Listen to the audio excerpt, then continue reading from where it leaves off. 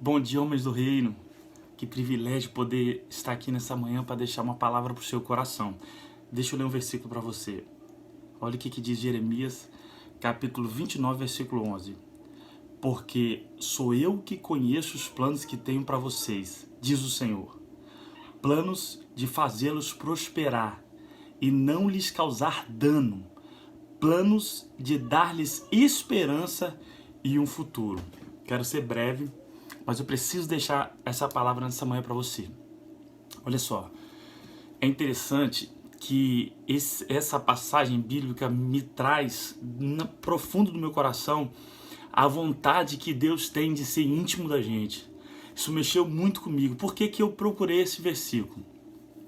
Eu passei uma situação interessante que me magoou e depois me abençoou. Os irmãos sabem que eu trabalho na área da jardinagem e eu tenho uma cliente, e essa cliente, ela é uma pessoa muito especial para mim. Eu aprendi a amar muito essa cliente. É uma senhora que mora num prédio de alto padrão aí da nossa praia de Itaparica, e ela tem muito carinho comigo. Então, por ela ser uma pessoa muito carinhosa, muito boa para mim, sempre quando eu vou fazer o serviço na casa dela, sou eu que vou próprio. Eu trabalho com o maior prazer do mundo, tenho o maior carinho com ela. Esse tempo agora ela me chamou para fazer um serviço, um painel vertical na varanda de frente para a praia do apartamento dela. E eu estava um pouco corrido, ela pediu que precisava muito, que ia receber um pessoal na sua casa, aquela situação toda e tal. E aí eu dei um jeitinho, quando eram umas 10, não, eram umas 11 horas mais ou menos, eu fui correndo para atender ela. Quando eu cheguei no apartamento dela, as empregadas me receberam, me direcionaram até a varanda. Quando eu cheguei na varanda, para começar a fazer o serviço, tinha uma mesa, irmãos, repleta de comida, algo assim, fino. E aquela mesa muito bem posta, muito bem arrumada. Eu falei, ó, deve ter um almoço aí, beleza, beleza. E eu tô aqui mexendo rapidinho no painel, trocando planta, colocando planta e fazendo toda aquela correria sozinho, bem com bastante silêncio, mínimo de sujeira possível, tudo organizadinho. E aí tava demorando um pouquinho, porque são coisas bem detalhadas. Eu reparei que um ia sentando na mesa, outro ia chegando, ia sentando os familiares dela, filho, esposo. E eu vi que quando eu olhei para o lado, eu estava trabalhando e a mesa dela estava repleta. E aí, aquilo me deixou um pouco constrangido, porque eu vi que a família estava ali e eu comecei a reparar que havia ali uma intimidade entre aquela casa, entre aquela mesa, naquela família, e eu não fazia parte daquela intimidade, eu não tinha nada a ver com aquela situação. Então eu terminei aquele serviço, tentei olhar para ela, para falar que eu tinha finalizado para mim sair, mas por um tempo eu fiquei ali disfarçando, peguei as ferramentas e saí de fininho e ela não me deu a mínima. Ela não me deu um tchau e ela sempre me tratava muito bem. Quando eu saí da casa, me deu um sentimento assim meio triste. Eu falei, nossa, ela podia ter pelo menos me dado tchau ou de repente me convidado para almoçar, mesmo que eu não aceitaria. Ela não me deu nem atenção. Ah, beleza, saí triste ali, não porque assim fiquei magoado por causa de mimimi, não, nada disso.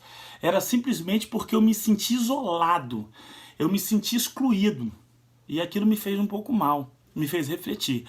E aí quando eu desço o elevador ali, o Espírito de Deus começou a ministrar no meu coração. Ele falou bem assim, ó, você conhece ela, mas você não faz parte da intimidade da casa dela. E eu falei, Deus, o que o Senhor quer falar isso comigo? O que o Senhor está ministrando no meu coração? Fala para mim. Aí Deus falou de uma maneira clara. Clara, assim, irmãos, que eu falei, meu Deus, obrigado por essa paulada na minha cabeça. Às vezes, a gente trabalha na igreja, serve a igreja, mas a gente não quer fazer parte da mesa, parte da intimidade. É muito importante, irmãos, você que está me escutando essa manhã, entender o seguinte, eu não quero dizer para você que você tem que ser um especialista em oração. Eu não estou aqui para dizer que eu sou um pastor e eu oro de manhã, de tarde e de noite. Mas eu quero te dizer que você tem que ter intimidade com Deus. Intimidade com Deus é na hora que a bandeja aparecer, é na hora que as propostas aparecer, é na hora que a gente não tem saída, você não fugir para um outro caminho. Você continuar na mesa da intimidade. Eu não fui convidado para sentar naquela mesa. Eu participei do serviço daquela casa. Eu entrei dentro daquela casa, mas no momento de intimidade eu não pude sentar naquela mesa. Vai ter um grande dia E esse grande dia vai chegar. E o nome desse dia se chama Bodas do Cordeiro. Só vai sentar nessa mesa quem tiver intimidade com o Espírito Santo. Então eu quero te chamar para você ser um pouco mais íntimo de Deus. Você está saindo para trabalhar agora ou você está em casa acordando no isolamento? Existe um Espírito, ele é uma pessoa, está do teu lado o tempo todo, não te larga nem um minuto. Não abandona o Espírito Santo, tenha intimidade com ele. Rejeite tudo pelo Espírito Santo. Não rejeite só na hora que você arrepia. Não rejeite só na hora de um louvor extraordinário. Não rejeite. Eu não vou rejeitar, Deus é maravilhoso, estou sentindo a pressão. Não. Você tem que ter um culto racional. Às vezes a coisa está ruim, às vezes o dinheiro não está entrando. Mas se mantenha íntegro na intimidade.